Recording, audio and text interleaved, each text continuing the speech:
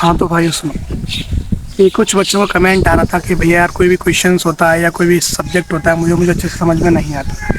तो देखिए, इसमें हो सकता है आपकी ही समस्या हो या आप जैसे बहुत सारे बच्चे होते हैं उनकी समस्या हो। तो हो सकता है कि आप उससे छुटकारा पाने में असफल रहे हो।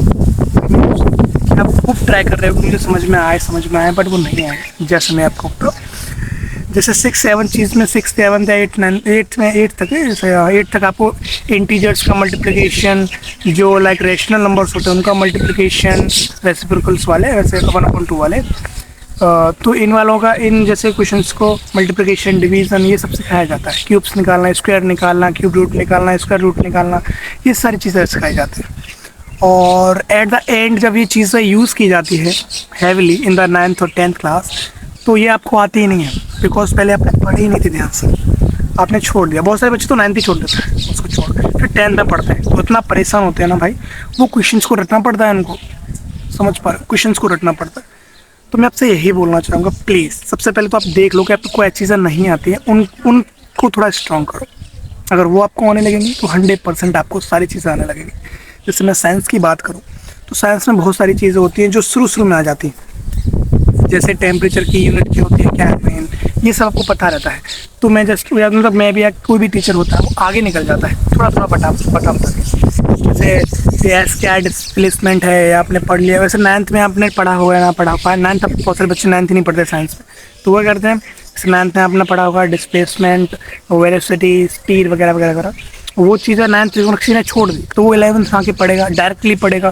तो भाई उतना इसको इतना वेटेज लगेगा ना, क्योंकि देखो 11th में आगे इंटीग्रेशन, डिफरेंशिएशन, ग्राफ्स वगैरह सब कुछ आने लगता है, और फिर ये चीज़ें आने लगती हैं, स्पीड वेलोसिटी में अंतर समझ में नहीं आ रहा उसको, ये नहीं आ रहा, तो ये काफ़ी डिस्कस्टिंग चीज़ें हो जाती हैं। फिर वो मैसअप कर जाता है सभी चीज़ों को फिजिक्स में, और उसको इतना टफ लगने लगता है कि भैया क्या सब्जेक्ट पढ़ रहा हूँ, ऐसे आर्ट्स ले लेता, मैं वो ले लेता, बायो वो ले लेता, मतलब एक्सक्यूजेस ढूंढने लगता है वो। बट वो अपनी गलती किसी को तो पता ही नहीं रहता कि ये चीज़ें 9th में भी होती हैं, ठीक है, क्योंकि बच्चों को अवेयरनेस ही नहीं होती।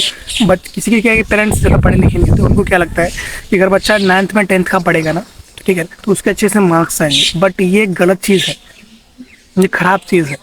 बच्चों को सरकार ने क्यों दिया है भाई 9th, फिर देते क्यों अगर वो ऐसा ही होता तो, ठीक है ना, आप समझ पा रहे हो ना।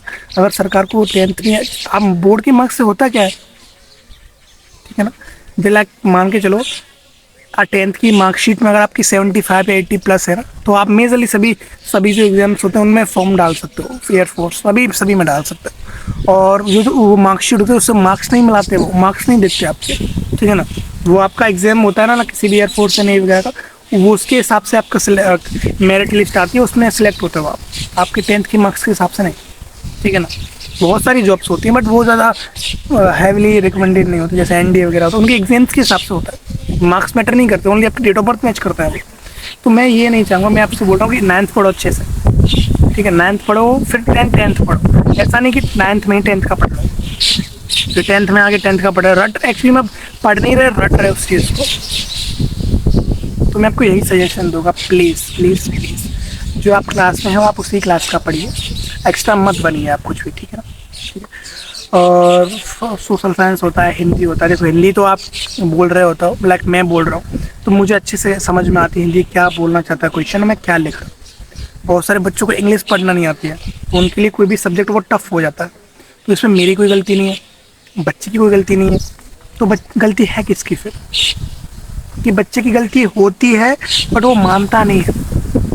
जैसे कि आप इंग्लिश पढ़ लेते हो, मैंने पूछा, आप बोलोगे सर हाँ हम तो पढ़ लेते हैं, तो मैं बोल रहा हूँ जब आपको बोल दिया आपने पढ़ लेते, तो मैं आपसे नहीं पूछूंगा कि आप पढ़ो, मैं चाहूँगा कि ऐसा बच्चा कमज़ोर हो उससे पढ़वाऊँ मैं हिंदी या इंग्लिश पढ़वाऊँ और इस हिंदी करवाऊँ मैं, उसमें तो अंदर से हेजिटेशन निकले, घबराहट होता है, वो पूछता है तो कोई क्वेश्चन तो पूछे अच्छे से, ठीक है। ये इस वे में चलती है क्लास, ठीक है। और इतना टाइम नहीं रहता टीचर्स को कि आपको एक एक बिठा के आपको ऐसे समझाएं कि अभी ऐसे होता है, ये ऐसे होता है, किसी के पास टाइम नहीं रहता। तो अब ये आपकी रिस्पॉन्सिबिलिटी होती है कि कोई भी टॉपिक जहाँ से समझ में नहीं आता उसको ही पढ़ें। जैसे अगर आप मान के चलिए 10th में आ चुके हैं, 12th में आ चुके हैं, अगर आपको लगता है कि ये टॉपिक 11th में था जो मैंने गलती से पढ़ नहीं पाया, ये 9th में था जो गलती से पढ़ नहीं पाया, तो आप उसी टॉपिक को पढ़िए और 10th में अप्लाई कीजिए। अगर आपके पास अभी इतना टाइम ही नहीं है कि आपको दोबारा से 9th पढ़ो आप, ठीक ठीक है ना। तो आप अगर अभी पहुंच गए, जून चल रहा है, तो ठीक है, 9 जून है, ठीक है। तो अगर आप पढ़ रहे हो ना उसी चीज़ को, ये टॉपिक आया वो समझ में नहीं आया, केवल उसी टॉपिक को पढ़िए, ताकि टाइम वेस्ट भी नहीं होगा, ताकि आप अपनी जो क्लासरूम में जो क्लासेस चल रही हैं उसको लाइक मैच कर पाओगे, ठीक कैच कर पाओगे। वरना आप नाइन्थ के चक्कर में चले गए, तब तक वो ये जो क्लास में चल रहा है वो आपके ऊपर, सर से ऊपर जाने लगे, वो क्या फ़ायदा क्या हुआ फिर क्लासरूम्स में जाने का, कोचिंग्स में जाने का, ठीक है ना। तो मैं वही टॉपिक बोलूँगा जो आपको समझ में नहीं आ रहा है, आप सिर्फ उस पर ही फोकस करें, ठीक है ना। और मैथ वगैरह में होता है तो कुछ टॉपिक्स होते हैं, जैसे कोई मान के चलो इंटीग्रेशंस, सॉरी इंटीजर्स होते हैं, उनको मल्टीप्लिकेशन लाइक माइनस प्लस हो जाता है, माइनस मल्टीप्लाई माइनस प्लस हो जाता है, कैसे हो जाता है, इस पर ध्यान मत दो। अभी याद करने की चीज़ें कि कर लोगे, हो जाता है। और एक माइनस का मल्टीप्लाई करेंगे एक प्लस से, तो माइनस में निकल के आता है। रट लो, याद कर लो आप, क्योंकि आप 9th 10th में आ चुके हो, ठीक है। ये छोटी चीज़ें थी, ये 7th 6th में पढ़नी चाहिए थी आप। अभी आपकी गलती होगी तो कोई दिक्कत नहीं है, बाद में अगर टाइम मिले या छुट्टियाँ होती है तो आप पढ़ लेना उसको, ठीक है, कोई दिक्कत नहीं। ऐसा ही क्वेश्चन का होता है, क्वेश्चन लाइक होता है कि जैसे कोई क्वेश्चन आपको समझ में नहीं आ रहा, तो आप समझो कि भाई ये क्वेश्चन समझ में आ क्यों नहीं रहा है, क्या ये कहीं और क्लास में तो नहीं था, छोटी क्लास में, जो मुझसे शायद छूट गया हो, या मैं मिस कर गया हूँ, उसको छुट्टी कर दी हो मैंने किसी वजह से, वैकेशन में चला गया या बीमार हो गया। तो आप उसी टॉपिक को पढ़ लो, फिर से ट्राई करो क्वेश्चन को, 100% रहेगा आपसे। देखो, कोई भी क्वेश्चन आप एग्जैक्टली मत रटा करो, कोई भी जो टीचर लिखाता है, क्योंकि वो इम्पॉसिबल होता रटा, आप नहीं रट सकते, क्योंकि आप बोलोगे 100% बोलोगे, क्योंकि क्वेश्चंस बहुत होते हैं बुक्स में, तो आप कब कितना तक याद रख पाओगे, ऐसा exact same to same question answer कैसे याद रख पाओगे सभी बुक्स का।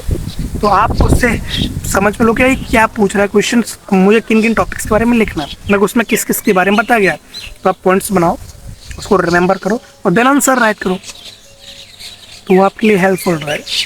तो यही मैं आपको जानकारी देना चाहता था, क्योंकि बहुत सारे बच्चे बोल रहे थे, तो ठीक है ना। अगर आपको अच्छा लगा हो तो लाइक, और मतलब समझ में आया तो गुड, अदरवाइज़ अगर आपको नहीं समझ आया तो कमेंट में बता देना भाई, मैं दूसरा वीडियो देखता हूँ उसमें हेल्प कर सकता हूँ। धन्यवाद।